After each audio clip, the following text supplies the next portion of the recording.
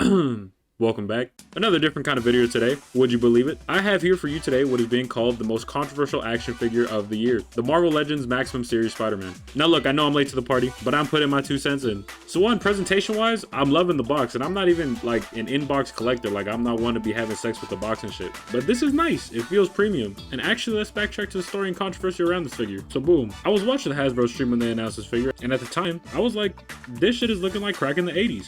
I'ma need that. And so I waited for pre-orders to come up. And them hoes was 50 beans.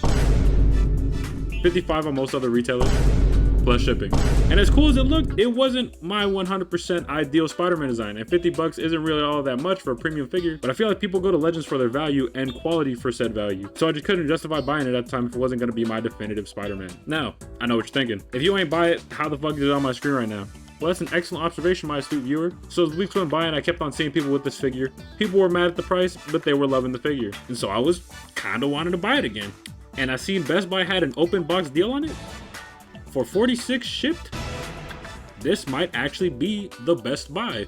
But anywho, I got my hands on one of these for a decent discount, and the only caveat that probably should have been mentioned is that some thug took the spider sense effect, but for the price, it could have been much, much worse. But now back to the actual review. So out the box, that motherfucker nice. Mine, thankfully, has no QC issues that I can see, which is good because I've seen some pretty horrendous misprints. And I'm sure you don't need to hear from me because I'm the last human on earth to get one of these, but obviously great articulation on this guy. Here it is compared to some other Spider-Man Legends. And just to rip the band-aid off, this is the best Marvel Legends Spider-Man. Period, point blank. I'm sure they'll make new Spider-Man figures on this mold with different designs, and I'll probably be dumb enough to buy that shit too. Moving on to accessories, it comes with quite a bit, which seems to be the whole maximum gimmick. Of course, it comes with that nice spider sense effect, or at least I assume it's nice because I didn't get mine, but it's cool, it's cool. It's a little web blast type effect, pretty cool for like Marvel vs. Capcom posing, I guess. And that effect also pairs with this stand. And then your plethora of hands. I really dig the no gloves web shooter hands. I've always fucked with the big brick web shooter design look, so that was cool. Some more web effects for swinging and such, the web grabby hand type thing, and the NBC type web shield, which side note, why'd they stop doing that? I miss when Spider-Man had them weird, wacky web constructs. This motherfucker was making canoes and shit. I missed that.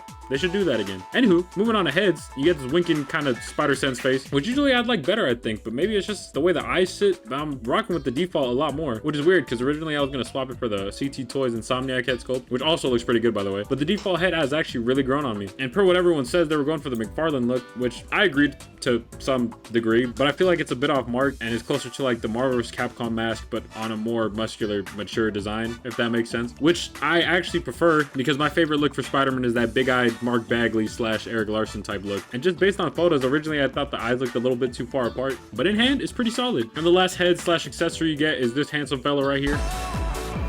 Yeah, not the best. He's looked better, but he's also looked way worse. And I'm probably always gonna keep the mask on this guy, so it's not really a big deal to me. But I see why people were mad for the price. And I think that about covers the figure. Look, I'm probably beating a dead horse by now, but if you like the figure, don't even worry about the price. Don't just blindly listen to the opinion of everyone else online. And yes, I'm aware that that itself is me imposing my opinion, but that opinion is that you should have your own opinion and experience. I think the guy's great. I haven't seen many people regret their purchase, and he's still cheaper than a good amount of the import choices. So that's my take. Great figure, design certified, form your own opinions, and I think that's about it for me. If you want to mess with me on other platforms, I'm on all these. Come fuck with your boy. And I don't even like to do the whole YouTube spiel, but that does help a lot. And I would appreciate if you'd like, subscribe, all that good stuff. Less YouTube know people are liking what they see. All right, thanks for watching. Bye.